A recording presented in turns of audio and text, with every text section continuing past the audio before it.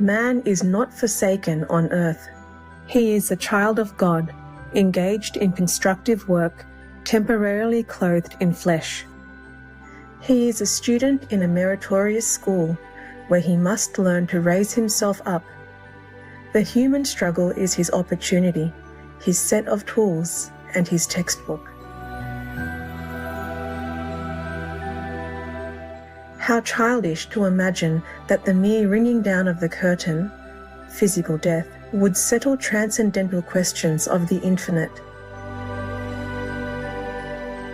One life is but a single act, one body a garment, one century a day, one task an experience, one triumph an acquisition, one death a breath of renovation. How many lives, how many bodies, how many centuries, how many tasks, how many triumphs, how many deaths are still allotted to us?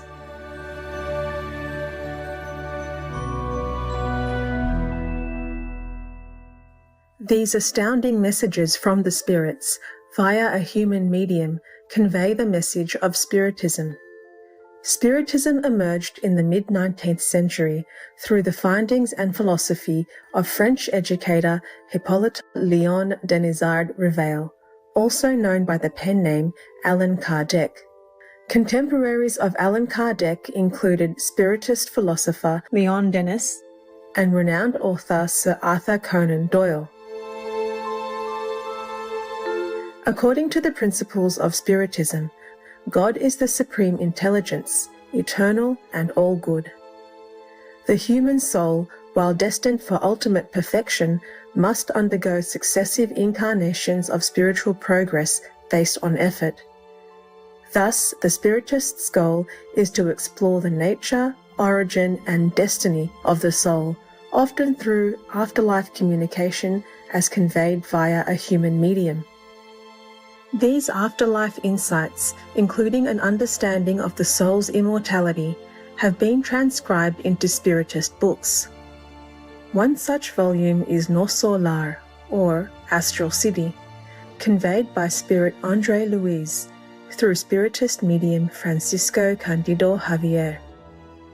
Francisco Cândido Xavier was a Brazilian philanthropist who co-authored more than 400 books, donating all proceeds to charity. One of his more famous works, Astral City, describes a spiritual society as stated from the afterlife by former medical doctor André Louise.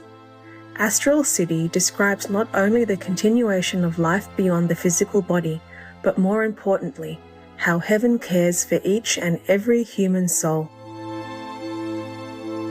The following excerpts from Astral City emphasize love as the transformative principle that uplifts all souls in the universe.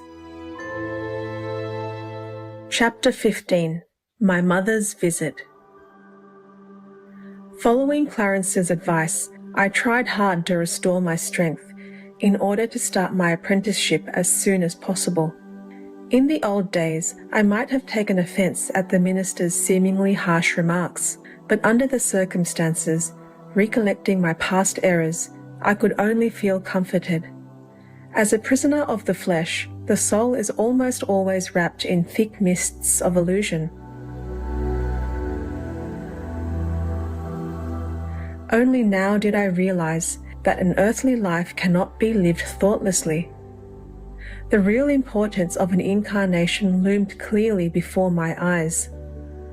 Remembering all the opportunities I had wasted, I recognized that Clarence had plenty of reason to have spoken to me as he had. I spent many days immersed in contemplation, although I refrained from asking for any more concessions. Deep in my heart, I longed to visit my earthly home. The benefactors of the Ministry of Assistance had been extremely generous to me and seemed to follow all of my thoughts. Therefore, if they did not spontaneously grant such a wish, it must be because the time had not yet come for it. Thus I held my peace, resigned, though somewhat wistful. Lysias did his best to cheer me up with his lively conversation and encouraging remarks. But I was going through that phase of spiritual retreat when a man retires within himself to face his innermost conscience. One day, however, my attendant came into my room and exclaimed, "Guess who has come to see you?" Lysias's smiling face and sparkling eyes gave him away. "My mother," I exclaimed confidently. Stunned with joy, I saw my mother approaching with outstretched arms. my child, come into my arms, my dear one." I cannot describe what happened then. All of a sudden, I felt like the little boy who used to play in the rain, barefoot in the sandy soil of our garden. In that sacred and joyful moment, I held her tenderly in my arms until even our tears blended. I cannot say how long we remained that way, but at last she broke the enchantment. Now, my boy, don't give free rein to your emotions. You know that even excessive happiness taxes the heart. You are still weak. Do not waste your energy." Instead of carrying my dear old mother in my arms, as I had done in the last weeks of her passage on earth, it was she who dried my tears and led me to the couch. I sat down beside her and laid my head tenderly on her knees. She stroked my hair gently, recounting precious memories. I felt at that moment that I was the happiest of men. I had the impression of being anchored in the safest of harbours after a hard struggle on the stormy seas.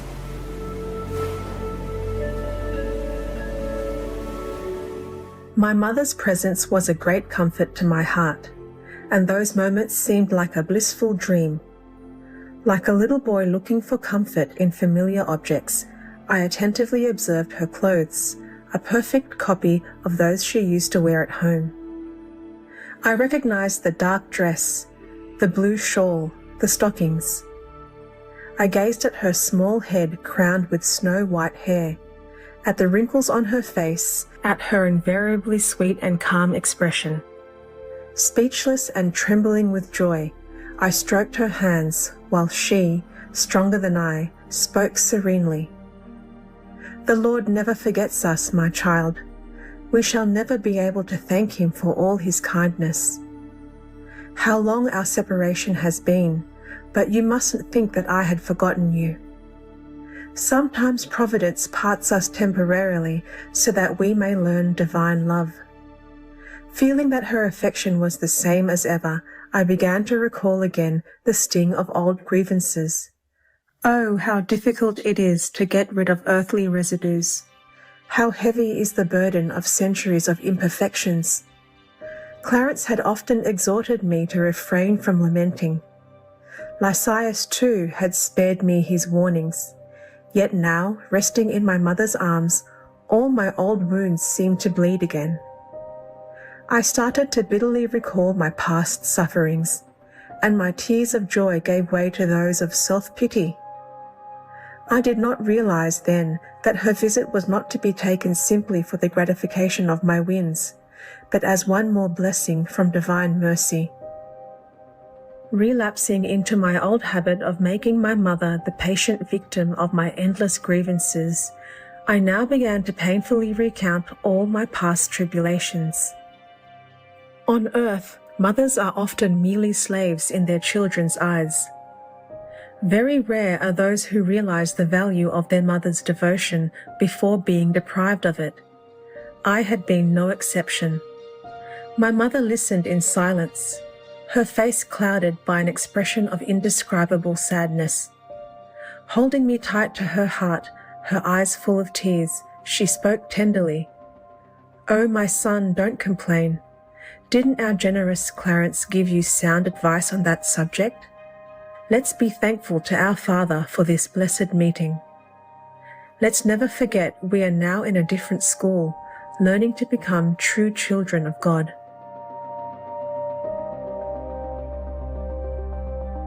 As a mother on earth, I didn't always succeed in guiding you in the best way.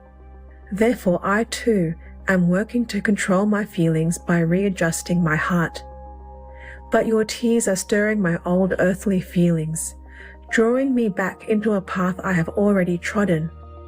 I should like to believe your complaints justified, to set you up as the most virtuous creature in the universe, but it would be out of accordance with the new lessons we are learning. In the world, one might make allowances for such behavior. Here it is quite impossible. We must consider the Lord before everything else. You aren't the only discarnate man redeeming his errors, nor am I the only mother parted from her loved ones. The merit of our suffering, my son, doesn't lie in the tears it makes us shed, nor in the bleeding wounds it inflicts on us, but in the gateway of light it opens up to us. Tears and wounds are only a blessed means of helping us to purify our soul.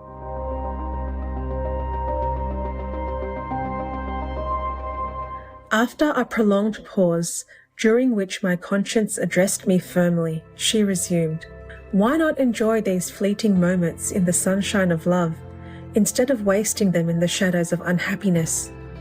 Let's serve, my child, and serve cheerfully, while at the same time constantly rejoicing in the Lord." Change your mental attitude, I beg you. Your confidence in my love and your affection for me bring me sublime happiness, but I can't return to experiences which have passed. We must love each other now with the great and sacred divine love. Those inspiring words awakened me, and I had the impression that my mother's love radiated invigorating fluids which lifted my heart.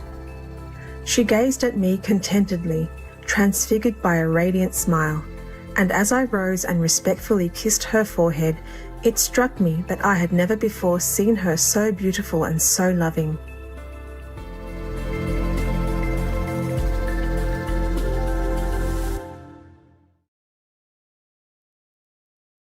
If you don't want to be beaten, imprisoned, mutilated, killed, or tortured, then you shouldn't condone such behavior towards anyone, be they human or not. Moby Vegan. Gentle viewers, thank you for your company today for Words of Wisdom.